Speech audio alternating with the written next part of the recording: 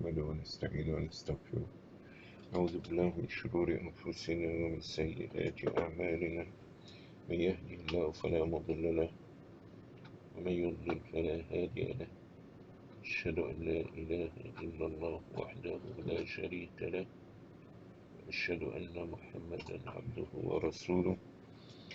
يا أيها الذين آمنوا اتقوا الله حق تقاته ولا تموتن إلا وأنتم مسلمون. يا أيها الناس اتقوا ربكم الذي خلقكم من نفس واحدة وخلق منها زوجها وبث منهما رجالا كثيرا ونساء، واتقوا الله الذي تساءلون به والأرحام إن الله كان عليكم رقيبا. يا أيها الذين آمنوا اتقوا الله وقولوا قولا سديدا يصلح لكم أعمالكم ويغفر لكم ذنوبكم، ومن يطع الله ورسوله فقد فاز فوزا عظيما. أما بعد. Praise Allah subhanahu wa ta'ala, and He's the only one worthy of praise. I seek His help, His guidance, and His forgiveness. I believe in Him and I trust Him. I seek refuge in Almighty Allah from the evil of our passions. Indeed, whomsoever Allah subhanahu wa ta'ala guides him to Al-Islam, there is no one can mislead him after Allah, and whomsoever Allah put him astray, no one can guide him after Allah. I testify, O believers, that there is no deity worthy of worship other than Allah Rabbil Alameen, and I testify that Muhammad sallallahu alayhi wa sallam is his messenger and the seal of all the prophets. O Muslims, you must know that the best speech is the speech of Almighty Allah, is the Quran. The best guidance is the course of the Prophet Muhammad sallallahu alayhi wa sallam, which is his sunnah, the worst of all affairs, the innovation and addition to the religion of Islam. Indeed, every addition to the religion of Islam will lead to hellfire. I adjure you as well as myself to fear Allah subhanahu wa ta'ala. To the best of your ability, fear Allah and don't die unless you are in a state of total submission to Allah. I greet you all with the greeting of Islam. Assalamu alaikum wa rahmatullahi wa barakatuh. May the peace and the blessing of Almighty Allah be with you. I know I'm late and I have no excuse other than that Muslims in general, they have no order or respect for time. When they, number one, they don't go to the masjid unless there is a need. And when they come to the mosque, expecting the imam sitting, sucking his thumb, doing nothing other than to serve them. And while he understands that I'm supposed to be here at 4:30, there are 3 people. Each one of them want to talk to me at the same time. And each one, he needs something to be done. And sometimes I don't know what to say to the people. Others try to accommodate them. So, but same time, I don't like to be late, but be forced to be late. Try to be patient with the people. But seeing some people, they take advantage, okay, of things. And anyway, I'm sorry for being late. Like I said, I was coming to give my class on time, and 3 people, I was able to serve one of them, and I say, I'm sorry, I could not make it. You understand? I have a class, and I have 10 minutes here, 10 minutes late. You know what's 10 minutes mean in your life? How much you can do in 10 minutes? Ya Allah, anyway. We continue with our subject concerning means and ways to gain blessings, a lot of blessings.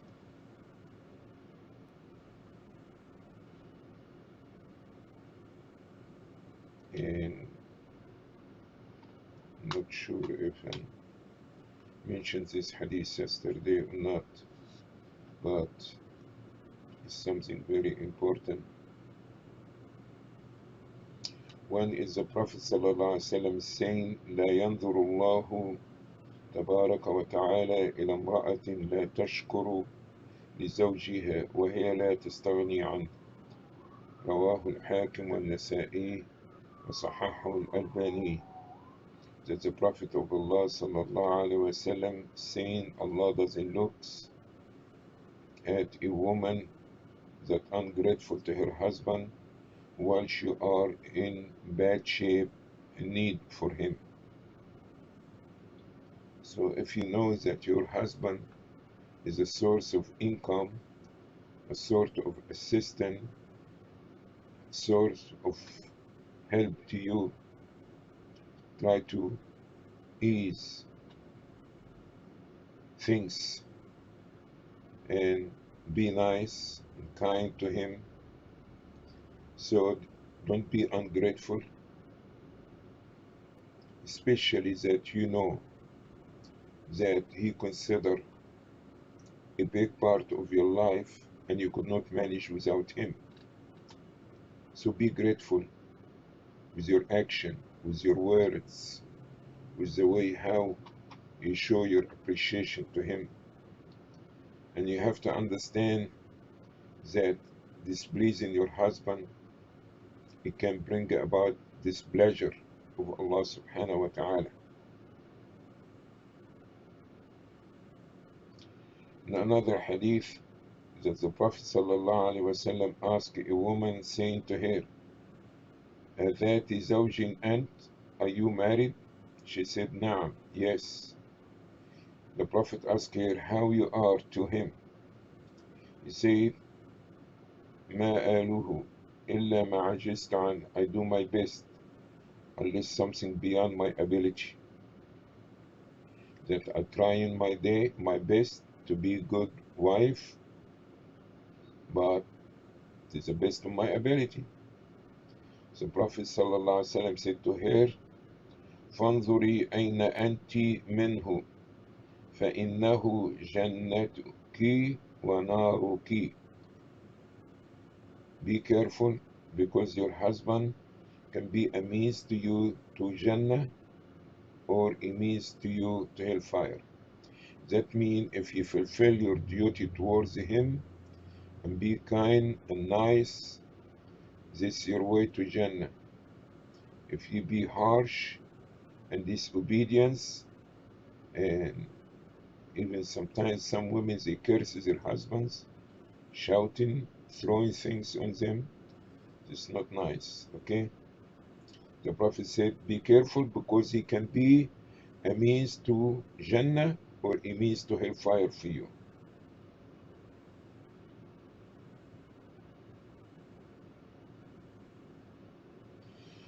Other narrations, the Prophet ﷺ is saying, اثنان لا تجاوز صلاتهما رؤوسهما عبد أبق من مواليه حتى يرجع وامرأة عصت زوجها حتى ترجع. رواه الطبراني وحسنه الألباني رحمة الله عليه. Two people with the salah doesn't elevate it to Allah. That means your salah, like one hand span over your head, it didn't ascend to Allah. Two types of people. One is a slave servant of a man or a woman or whatever, okay? And he ran away. Not a servant, he's a slave. That means she or he bought it, okay? And he escaped.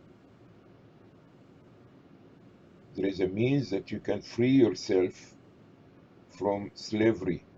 You buy your life and you pay money for it. But you could not jump next day and disappear, and now you consider yourself free. You're free from your obligation, but your salah is not even accepted. Doesn't go beyond your head. And the second person, and somebody say we don't have a slavery nowadays. Okay, fine. So what? What about the next part of the hadith? وَامْرَأَةٌ عَصَتْ زَوْجَهَا حَتَّى تَرْجِعَ. And disobedient wife to her husband. Do your best. Do your best as a Muslim woman. Not as a woman, but a Muslim woman. Do you understand? Because some of the sisters, they do their best as women, but they not do their best as a Muslim woman. Because Islam, it teaches you how to be patient, kind, gentle, try to take care of your husband. Okay? You don't have to go outside to earn a dollar. You don't have to take care of the children. You understand about feeding them, dressing them. He is working for the family.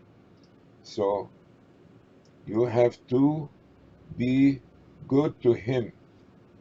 Otherwise, your salah is not lifted up to Allah. One last thing that we want to add for our segment today.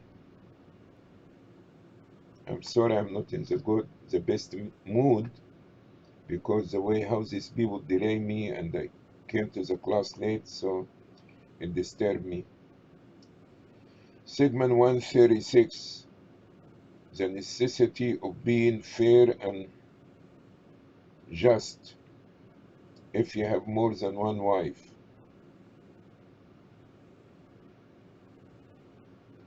The Prophet ﷺ is saying, من كانت عنده امرأتان فلم يعدل بينهما جاء يوم القيامة وشقه ساقط. رواه الترمذي.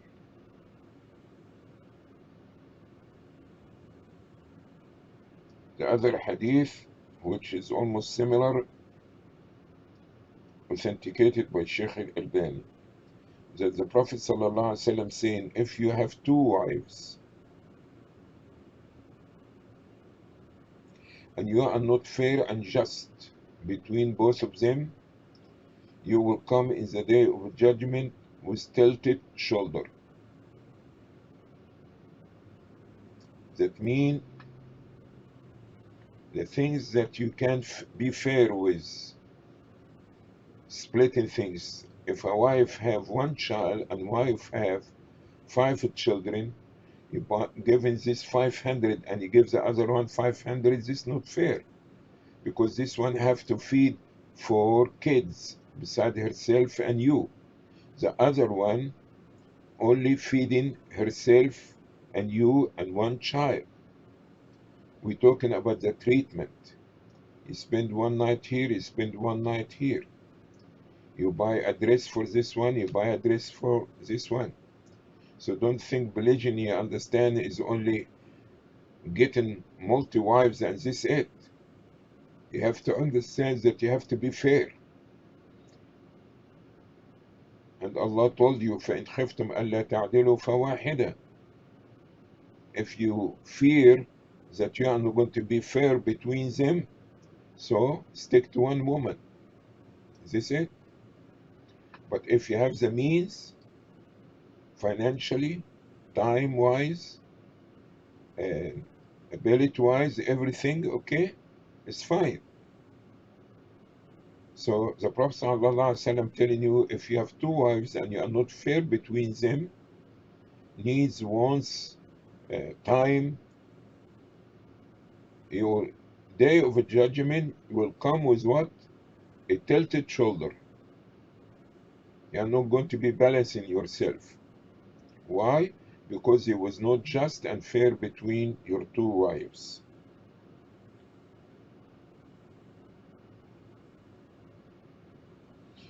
another hadith in general, but it will include also a person who have more than one wife, is saying, إن المقسطين عند الله على منابر من نور عن يمين الرحمن وكلتا يديه يمين الذين يعدلون في حكمهم وأهليهم وما أولوا. This hadith in the collection of Imam Muslim, which is a meaning is approximately those who are fair and just in the day of judgment. They will be on pulpits made out of light on the right side of the most beneficent, and both hands of Almighty Allah are right hands. Those people who are just and fair in their judgment and among their children and their wives and their family.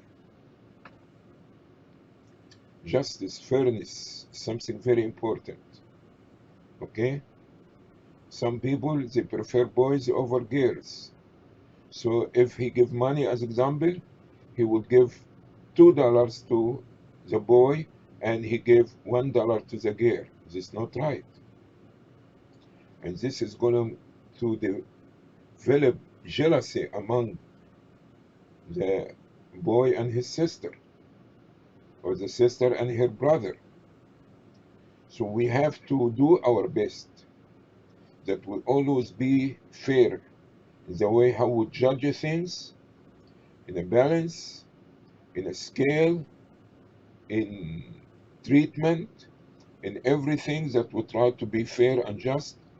Allah subhanahu wa ta'ala loves justice, and Allah will reward the people who are justice in this life, that He made them sit in members and pulpits made out of light and sits on His right side.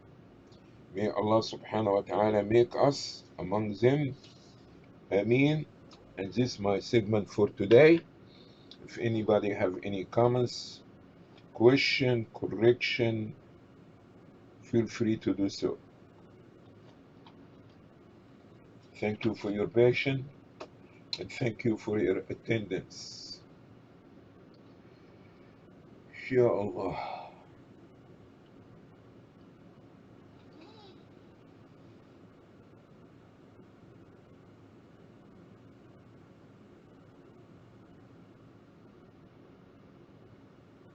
Abdul Aziz Zahran.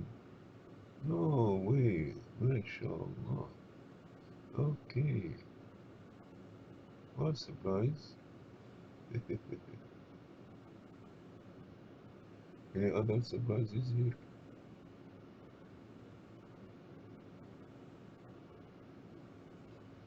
Okay, okay, okay. Thank you, Sister Maimuna, for being here, Sister Aisha, and Amatullah.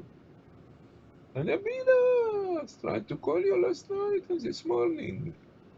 Abba, how are you? And Maimuna again. Omar. Carlos. Oh, Carlos is here. What a surprise. Very good, very good. All these good brothers and sisters, mashallah. All the school. Thank you.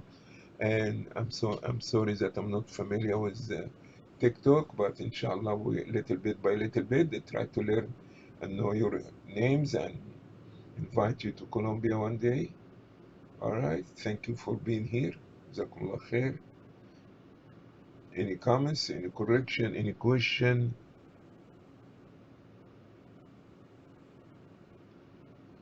Zita. Okay. Thank you. I'm sorry. Some of you could not even pronounce the name. It's not your fault. It's my fault. Okay. But we see you again, inshallah, tonight at 7 p.m. Eastern Time. Thank you very much. سبحانك اللهم وبحمدك نشهد أن لا إله إلا أنت نستغفرك ونتوب إليك. Allah knows best.